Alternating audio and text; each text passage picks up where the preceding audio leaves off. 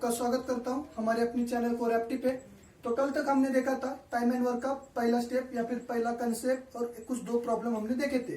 तो उसमें मैंने टाइप 1 के प्रॉब्लम कवर किए थे। तो आज हम टाइप 2 के प्रॉब्लम कवर करने वाले।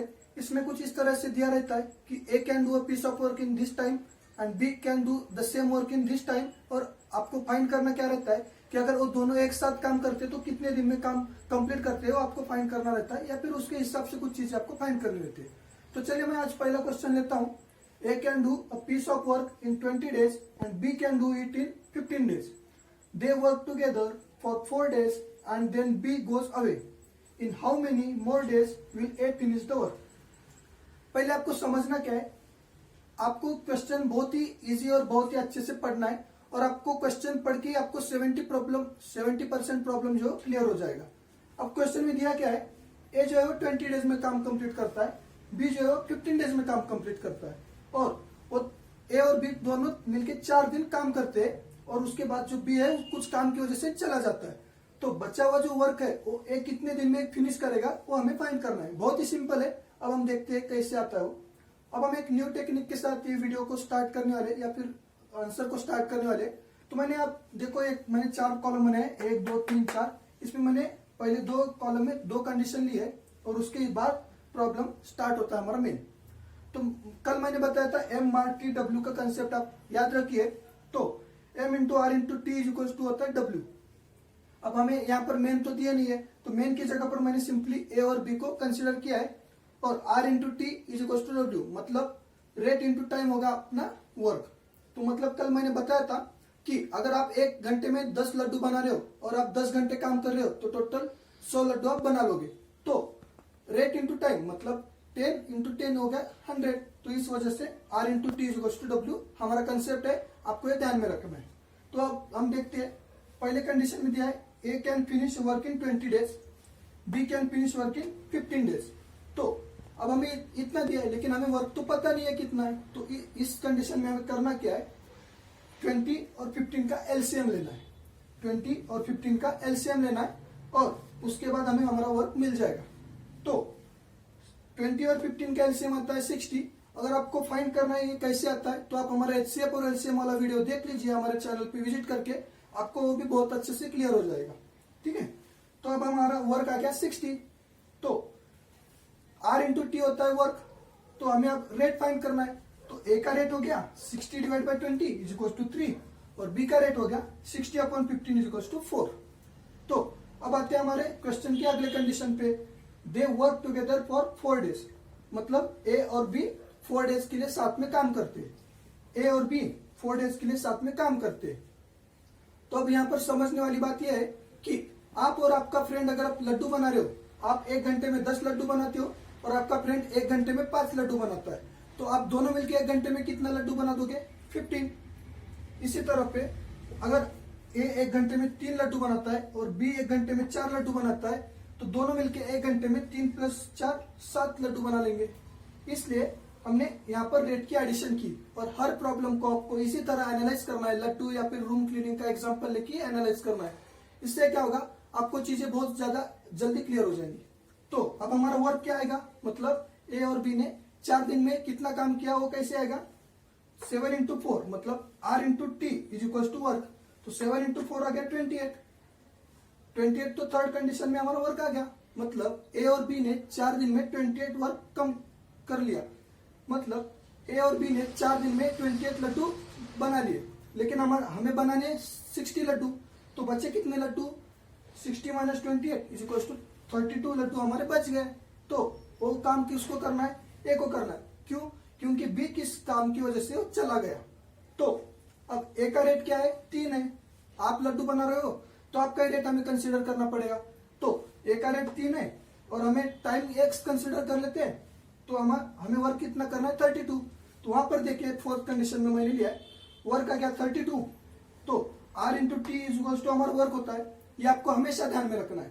तो 3 into x is equal to 32। तो एक्स आएगा 32 डिवाइड बाई 3। इसका मतलब ए जो है 32 डिवाइड बाई 3 दिन में बचे हुए 32 लड्डू बना लेगा। तो इस तरह से हमें प्रॉब्लम को एनालाइज करना है। आप जितनी चीजें एनालाइज करोगे फास्ट, उतनी चीजें आपको क्लियर होंगी। तो देखिए बहुत ही सिंपल एग्जांपल था। मैं और एक एग्जांपल लेके आपको क्लियर करके बताता हूँ। हाँ, तो अब हम देखते हैं नेक्स्ट क्वेश्चन। तो नेक्स्ट क्वेश्चन में क्या है, A and B can finish a work in 20 days, B and C can do it in 30 days, while C and A can do it in 40 days. The number of days they will take to finish it together is, मतलब क्या पूछा हमें, A और B 20 days में एक काम करते हैं, B और C 30 days में करते कंप्लीट, और C and A मिलके 40 days में काम कंप्लीट करते हैं। तो हमें क्या पूछा है, अगर ये तीनों साथ में मिलके काम कंप्लीट करेंगे तो कितने दिन लगेंगे। तो अब हम उसको फाइंड करते हैं। जैसा कि पिछले एग्जांपल में हमने देखा था, 4 कॉलम मतलब 4 कंडीशन बनानी है। पहले MRTW हमें लिख लेना है। तो M की जगह पर मैं पहले लिखता हूं A और B, A प्लस B, और उसका रेट हमें पता नहीं है, और कितने दिन में करते हो, 20 डेज में काम कंप्लीट करते हैं। तो नेक्स्ट स्टेप बढ़ते हैं B और C के 30 days, B plus C 30 days, और C और A मिलके 40 डेज, C प्लस A मिलके 40 डेज। तो हमें फाइंड क्या करना है, A और B और C मिलके कितने डेज में काम कंप्लीट कर रहे। तो क्या फाइंड करना है, A plus B plus C। तो हमें कितने दिन में करते हैं वो फाइंड करना है, X। अब वर्क के लिए मैंने अभी पिछले एग्जांपल में बताया था कि इन तीनों का एलसीएम लेना पड़ेगा। तो अब हमें इन तीनों का एलसीएम फाइंड करना पड़ेगा। तो इन तीनों का एलसीएम मिलके हमें मिलेगा वर्क। तो इन तीनों का एलसीएम आता है 120। तो मैं यहाँ पर लिखता हूँ 120, 120, 120, 120। अब हमें 120 लड्डू बनाने, तो इधर भी 120 आएगा। अब हम फाइंड करते हैं इनके रेट। तो rate of A plus B क्या आएगा, 120 डिवाइड बाई 20, तो कितना आएगा 6। B का रेट आएगा B प्लस C का 120 डिवाइड बाई 30, तो आएगा 4, और C प्लस A का रेट आएगा 120 डिवाइड बाई 43।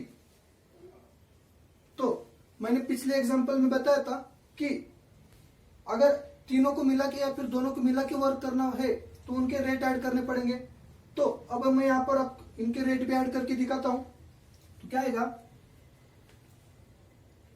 A प्लस बी plus B plus C plus C plus A मिला के कितने हो रहे, 6 प्लस 4 10, 10 प्लस 3 13, 13 हो रहे, 13 हो रहे। तो टोटल ये है 2A plus 2B plus 2C is equal to 13 है। तो अब इसमें से हम 2 को कॉमन लेंगे। 2 अगर कॉमन आ गया तो बचा 1, A plus B plus C is equal to 13। तो A plus B plus C का हमें रेट मिल जाएगा यहां से, A plus B plus C is equal to 13 divide by 2। ये आ गया हमारा फोर्थ कंडीशन का रेट। तो यहां पर हम लिखेंगे 13 डिवाइड बाय 2। अब हमें फाइंड क्या करना है, work. R into T is equal to work होता है। तो उसी तरह से हम फाइंड करेंगे। तो यहां पर आएगा 13 by 2 into x is equal to 120। ये 2 इधर जाके मल्टीप्लीकेशन में होगा और 13 डिनोमिनेटर में आएगा। तो x की वैल्यू आएगी हमारी 240 डिवाइड बाय 13।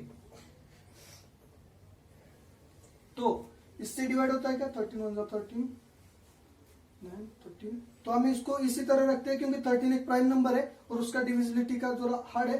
तो x मतलब a और b और c तीनों मिलके 240 डिवाइड बाय 13 डेज में वर्क जो है कंप्लीट करेंगे। तो इस तरह से बहुत ही सिंपल एक क्वेश्चन था। तो और एक क्वेश्चन देख के हम और कुछ चीजें क्लियर करेंगे। हाँ, तो अब हम देखते हैं थर्ड क्वेश्चन। तो थर्ड क्वेश्चन में क्या है, A can do a piece of work in 25 days, B can do it in 30 days. They work together for 5 days and A goes away. How many extra days will be required to finish remaining work?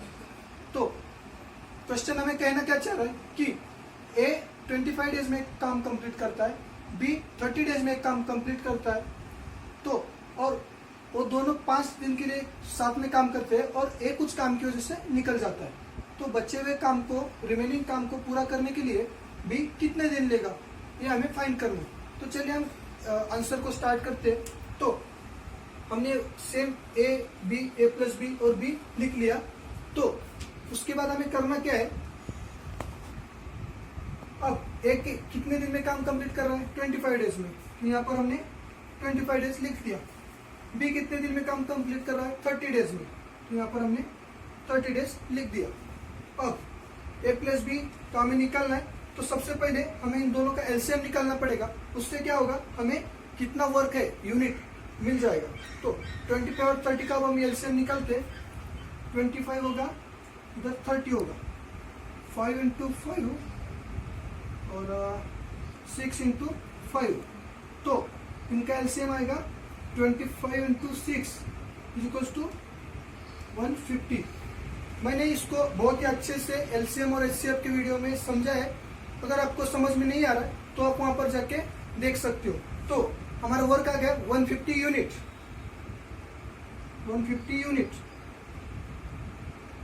तो अब ए का rate हमें मिल जाएगा 150 divide by 25। तो कितना आएगा, 25 into 6 150। तो और इसका वर्क रेट आएगा 5। अब क्या बोला है, ए और बी 5 दिन के लिए काम करते हैं। तो अब हमें क्या करना है, इन दोनों के रेट ऐड करने हैं।